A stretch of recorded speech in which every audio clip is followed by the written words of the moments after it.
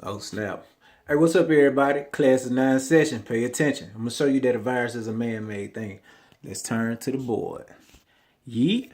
Alright, now check this out. So I have a virus over here and I have a cell over here. I don't know how to draw, so excuse the drawings.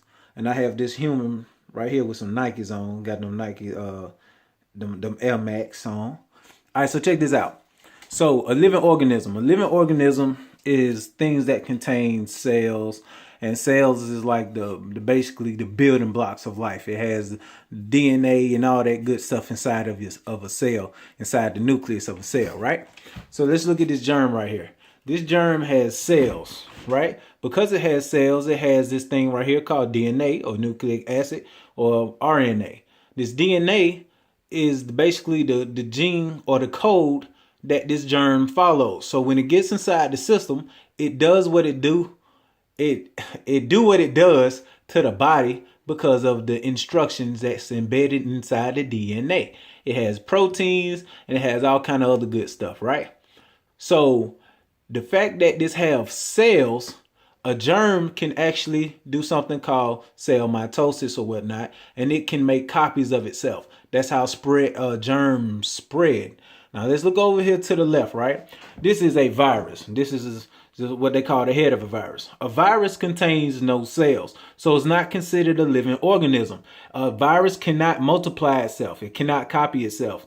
But it's strange that it contains something that can only be found in the cell, the nucleus of a cell, and that is that a virus has DNA or RNA. Now, how in the world did it get DNA, which is nucleic acid, if it does not contain a cell? It also has proteins. I wrote it right here. It has proteins, nucleic acid, lipids, and carbohydrates. Now, the fact that it has DNA but no cells tells me that it has somebody went to something, maybe a germ, I don't know, and got the DNA or the nucleic acid from that to give a virus instructions or protocols on what to do once it enters inside the body, right? So since a virus cannot multiply, what it does is that once it gets inside the host, let's go down to I'm gonna call her Cindy Lou. Once it gets inside Cindy Lou, it hijacks her cells in her body.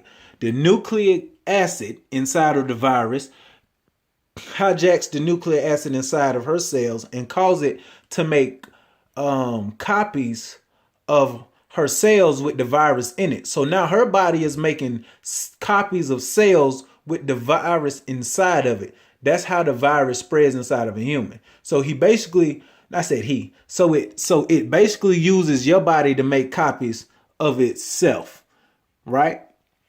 And that's how you know it's man-made, because it don't contain cells. They had to get the DNA of something that does have cells so it can have instructions on how it attacks the body once it enters inside the system, and hijacking the cell and living inside of the cell, making the cell make copies of itself with the virus inside so the virus can spread, right? So now germs can live without a host. They can live on doorknobs, jackets, or car trunk, whatever, a car antenna, whatever, right?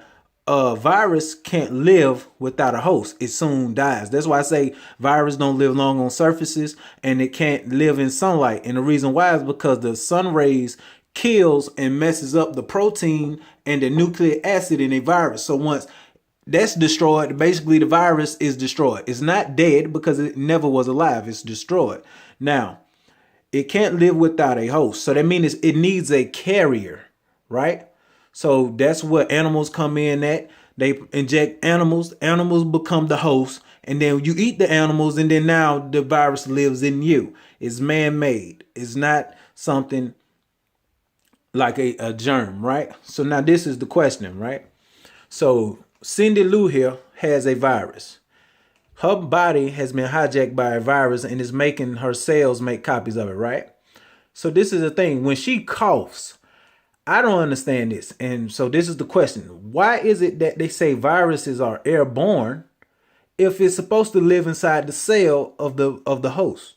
You don't cough out your cells. So I don't understand how a virus is airborne. And another thing is this. If virus can't live on surface long or is destroyed by sunlight, how did the first creature catch a virus. Okay, so put it like this. The first creature to ever catch a virus, how did it catch it? If the virus can't survive in sunlight for real or on the surface. So you know that they had to create this in a lab and inject it inside of a host. And then once we come along and eat, we catch the virus or come in some type of blood contact or something with the infected animal or host. That's how it's spread to humans. So there you go, y'all. Viruses are man-made. These things are not alive. They are androids. It's almost like a computer, how you program a virus and then affect the machine, and the virus need to get to another machine by either the internet or a flash drive. This is exactly what this is. I call it an android. You know what I'm saying? It's not a germ. It's not like this. This is a living organism. This is not. Class is now over. I hope you learned a lot about viruses and germs and Cindy Lou. All right. Well, her Nike's on. Y'all see she got them Nike retros on. Man, anyway, y'all, man, this your boy Roy. I'm out. Peace.